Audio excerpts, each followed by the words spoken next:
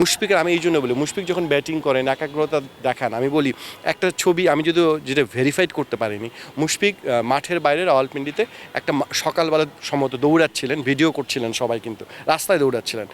আমি বললাম তো ভেরিফাইড করতে পারি, কিন্তু মুশফিক এরকম আমরা জানি মুশফিকের এই নিবেদন একাগ্রতা কী পর্যায়ে যায়। ঘরোয়া কোচটা যেমন দেখিয়েছেন, আমাদের মনে বাংলাদেশি ক্রিকেটাররা যে নতুন ক্রিকেটার হতে চায় স্বপ্ন দেখে, মুশফিকের যে একাগ্রতা, নিবেদনের চেষ্টা, পরিশ্রম, সততা, সেটা যদি কেউ ক্রিকেটাররা খেয়াল করে, আমার মনে হয় আর বাইরের কাউকে আইকন ভাবার দরকার নেই। মুশফিকই এনাফ। একই সঙ্গে যদি সাকিবের মেন্টাল স্ট্রেংথটা নিতে পারে ক্রিকেটাররা, অনেক সাকিব জন্মগত পেয়েছে আমি বিশ্বাস করি, সেটাও যদি আদায় করতে পারেন বড় ক্রিকেটার হওয়া খুবই সম্ভব, এবং আমাদের ক্রিকেটের মধ্যে সেই সম্ভাবনাটা আছে। আল্লাহ মানে এমন যেন না হয় যে এই জয়টার পরেই যেন আমরা অনেক কিছু হাসিল করে ফেলছি, ওইটা না ভেবে আপনার কি মনে হয় যে এই জয়টা তখনই মূল্যবান হবে যদি আমরা সেকেন্ড টেস্টটা খুব ভালো খেলি, ক্যারিড হয়ে না যাই, বিকজ এটা কিন্তু জাস্ট একটা জয়। আর যদি সেকেন্ড টেস্টটা আমরা কোনোভাবেই খারাপ খেলে ফেলি, তাহলে কিন্তু আবার সিমিলারলি আমরা কিন্তু বলতে পারবো যে ওটা ফ্লুক ছিল। হ্যাঁ অবশ্যই, বড় দল হয়ে ওঠার তো এইটাই, আপনি হারতে পারেন সেকেন্ড টেস্ট, কোনো সমস্যা না, ভোট হারতে পারে হয়তো, কিন্তু আপনি কোন ওয়েতে ক্রিকেটটা খেলছেন সেটা খুবই ইম্পর্টেন্ট। আজকে যেমন পজিটিভ মাইন্ডসেটে ক্রিকেটটা খেলছে তারা, সেই ব্যাটিংটাও কিন্তু খুব পজিটিভ ছিল, মানে খুবই পজিটিভ ছিল। আমরা কিন্তু ব্যাটিংটা দেখেন না, টেস্ট ক্রিকেটে কিন্তু আপনাকে একটু আগলি ক্রিকেট খেলতে হয়, কিছু কিছু সময় আগলি লাগে যে এই খেলাটা, যেমন অনেকগুলো উইকেট গেছে যারা কিন্তু রান করে নাই, 17 রান করছে কিন্তু 70 বল খেলছে। সো মানে কি টেস্ট ক্রিকেটের মেজাজেই টেস্ট ক্রিকেটটা খেলছে, এবং এটাই বাংলাদেশের খেলার মানে প্যাটার্ন হওয়া উচিত ব্যাটিং ইউনিট ধরে।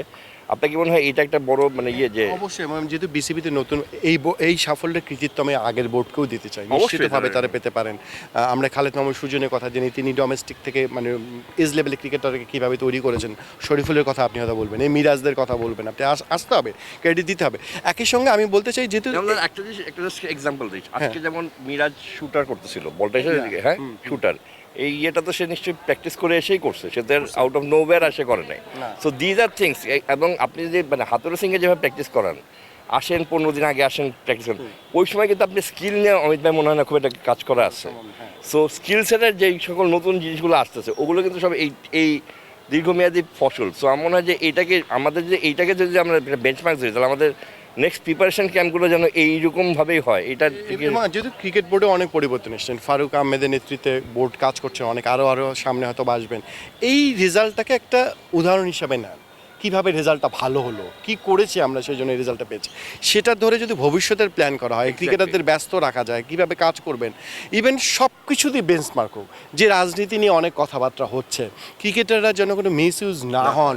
আপনি ফারুক ভাই একটা খুব সুন্দর কথা বলেছেন প্রথমে, আমার মনে আছে, সেটা তিনি বলেছেন যদি নিয়ম থাকে যে ক্রিকেট খেলার মাঝখানে বিজ্ঞাপন করতে পারবে না, তখন তো কোনো ক্রিকেটার এসে আপনার কাছে অনুমতি চাওয়ার প্রয়োজন হবে না, কারণ এটা লেখা আছে। তো একইভাবে রাজনীতি করবেন, কেউ যদি ব্যক্তিভাবে করতে চান করবেন, সেটা অবশ্যই অবসরের পর তাহলে তাদেরকে অবশ্যই ডিসিশন নিয়ে নিক যে তিনি অবসর নেবেন।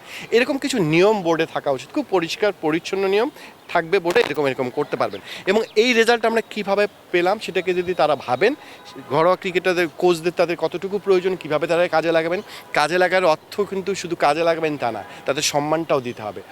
অর্থ অনেক বড় বিষয়, আপনি বেতন দেবেন না, তাকে সম্মানিত করবেন না, তা কিন্তু হয় না। সেটা আমাদের বেলা প্রযোজ্য।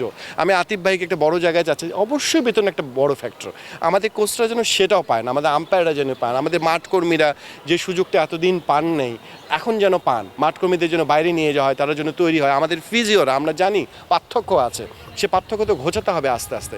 সব মিলে আমি বোর্ডকে বলবো যে কাজগুলো করবেন, খুব খুব কঠিন কিছু নয়, সম্ভব। আর আরেকটা জিনিস সেটা থেকে যে আপনাকে মানে মনে হয় যে ফ্রম নাও অনওয়ার্ডস ক্রিকেট অপারেশনের সবচেয়ে বড় চ্যালেঞ্জ হবে যে কোনো ওভারসিজ সিজের আগে করা।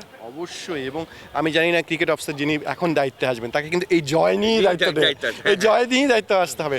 এবং আমি বিশ্বাস করি এটা সম্ভব, ক্রিকেট অফিসার সম্ভব, কিন্তু ওই যে স্বাধীনতা, কাজ করার আপনার স্বাধীনতা দিতে হবে সে মানুষটি। এখানেও ফারুক ভাইয়ের একটা কথা আছে খুব মজার, যে আমি তো নির্বাচনের প্রক্রিয়া যুক্ত হব না, তাহলে সে আমাকে বলবে আমি যুক্ত হই, তাহলে তাকে আমি ব্যর্থ বলতে পারবো না বা সফল বলতে পারবো না। মানে যার কাজ তাকে করতে দেন, যদি সে ব্যর্থ হয় তাকে বাদ দিয়ে দেন, কোনো সমস্যা নেই। খালেদ মাহমুদ সুজন যদি না পায় তাকে বাদ দিয়ে দেন, কোনো সমস্যা নেই, কিন্তু তার আগে তাকে স্বাধীনতাটা দিতে হবে, এবং সেটা সম্ভব। আমি বিশ্বাস করি শান্তর প্রতি যে বিশ্বাস রাখা হচ্ছে সেটাও খুবই প্রয়োজন বাংলাদেশের ক্যাপ্টেন্সির জন্য। শান্ত যেভাবে গ্রুমিং হয়েছে, তৈরি হয়েছে, হুট করে এই বোর্ডের কাছে একটা চাওয়া, জনতুষ্টিমূলক কোনো সিদ্ধান্ত গ্রহণ করবে না, যেটা গ্রহণ করলে লোকে খুশি হবে সেটার দরকার নেই। ক্রিকেট এই জনতুষ্টি দিয়ে চলে না, ক্রিকেট আপনার ব্রেন দিয়ে কাজ করতে হবে, যেটা আপনার ক্রিকেটের ডেভেলপমেন্টে কাজে লাগবে, আপনি সেই সিদ্ধান্তটি যেন গ্রহণ করে ফারুক আহমেদরা।